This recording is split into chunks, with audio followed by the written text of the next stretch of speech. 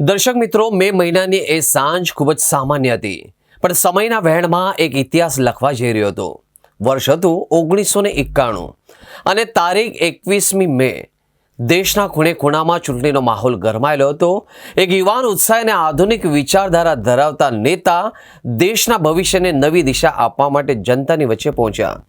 પણ કોઈને ક્યાં ખબર હતી કે રાત્રે ભારત પોતાના એક મહાન સપનાને ગુમાવી દેશે.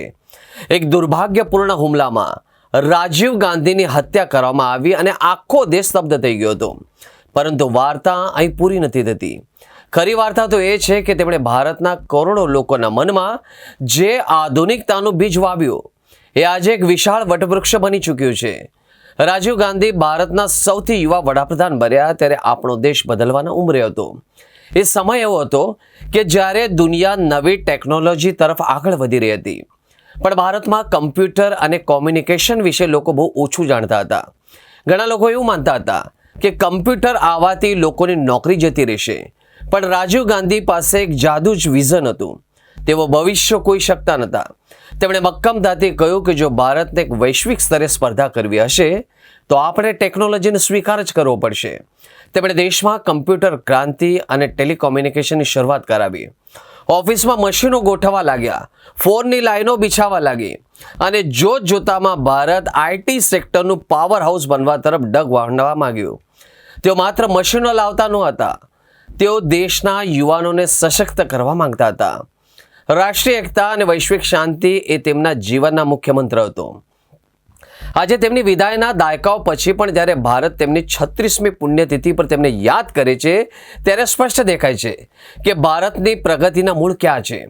આજે દરેક ભારતીયના હાથમાં રહેલો સ્માર્ટફોન અને દેશનું આધુનિક ડિજિટલ શાસન એ જ સપનાનો ભાગ છે જે વર્ષો પહેલાં એક યુવા નેતાએ જોયું હતું. નેતાઓ આવે છે અને જાય છે, પણ જેમણે દેશના પાયામાં આધુનિકતા અને પ્રગતિનો રંગ પૂર્યો તેમના વિચારો હંમેશા અમર રહે છે. રાજીવ ગાંધી આજે ભલે આપણી વચ્ચે નથી, પણ આધુનિક ભારતની ઓળખમાં તેમનો પડઘો હંમેશા સાંભળતો રહેશે. ભારત હંમેશાથી યુવાનોનો દેશ રહ્યો છે, પરંતુ આ યુવાનોને દેશના ભવિષ્યની દિશા નક્કી કરવાનો ખરો અધિકાર વર્ષ 1989માં મળ્યો.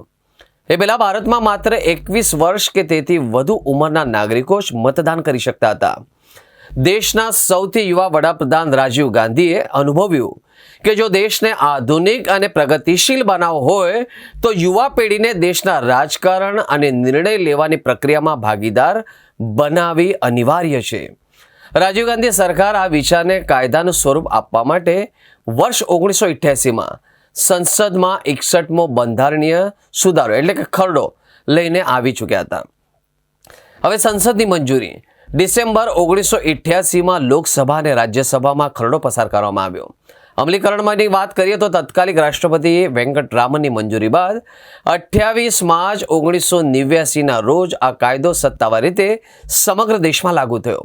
હવે પ્રથમ ઉપયોગ આ સુધારા બાદ નવેમ્બર 1989માં યોજાયેલી 9મી લોકસભા ચૂંટણીમાં દેશના કરોડો 18 થી 20 વર્ષના યુવાનોએ જીવનમાં પહેલીવાર પોતાના મતાધિકારનો ઉપયોગ કર્યો હતો. ભારતમાં કમ્પ્યુટર યુગ અને ટેલિકોમ્યુનિકેશનની શરૂઆત કરી. સેમ પિત્રોડાના સહયોગથી C.ની સ્થાપના કરી અને ગામડાઓ સુધી PCO ફોન પહોંચ્યા હતા. 61માં બંધારણીય સુધારા દ્વારા મતદાનની ઉંમર 21 વર્ષથી ઘટાડીને 18 વર્ષ કરી, જેથી યુવાનો દેશના ભવિષ્યની પસંદગી કરી શકે છે. 1965માં નવી રાષ્ટ્રીય શિક્ષણ નીતિ લાવ્યા અને ગ્રામીણ પ્રતિભાઓને પ્રોત્સાહન આપવા માટે જવાહર નવોદય વિદ્યાલય એટલે કે JNVની સ્થાપના કરી. સત્તાનું વિકેન્દ્રીકરણ કરવા અને લોકશાહીને ગ્રામ્ય સ્તર સુધી મજબૂત કરવા માટે પંચાયતી રાજ સંસ્થાઓનો પાયો નાખ્યો. રાજીવ ગાંધી જનતાના નેતા હતા અને તેમને લોકોની વચ્ચે રહેવું ગમતું હતું. 1991ની ચૂંટણી પ્રચાર દરમિયાન તેમણે સુરક્ષા એજન્સીઓને ચેતવણી છતાં પોતાના આસપાસના સુરક્ષા ઘેરોને હટાવી દેવાનો આદેશ આપ્યો, જેથી તેઓ સામાન્ય લોકોને મળી શકે. કમનસીબે તમિલનાડુમાં તેમની જ આ ઉદારતા અને તેમની નજીક જવાની આદતનો ફાયદો ઉઠાવીને આતંકવાદીઓ તેમની હત્યા કરી લીધી હતી. આજે જ્યારે Bharat digital payment, space technology અને વૈશ્વિક સોફ્ટવેર માર્કેટમાં દુનિયાનું નેતૃત્વ કરી રહ્યું છે, ત્યારે આપણને અહેસાસ થાય છે કે વર્ષો પહેલાં વીરભૂમિના આ શહીદે જે વાવણી કરી હતી તેનો પાક આજે આખો દેશ લણી રહ્યો છે. દેશના કરોડો 18 વર્ષના યુવાનો આજે ગર્વથી મતદાન કરવા જાય છે, ત્યારે તેમના દરેક વોટમાં રાજીવ ગાંધીનો વિઝન તો પડઘો હોય છે. રાજીવ ગાંધી શારીરિક રીતે ભલે આપણી વચ્ચે નથી, પરંતુ ભારતના વિકાસની સ્પીડમાં ગામડાઓ સુધી પહોંચેલા ઓપ્ટિકલ ફાઇબરમાં અને દેશના દરેક યુવાનના ઉત્સાહમાં તેઓ હંમેશા જીવંત રહેશે.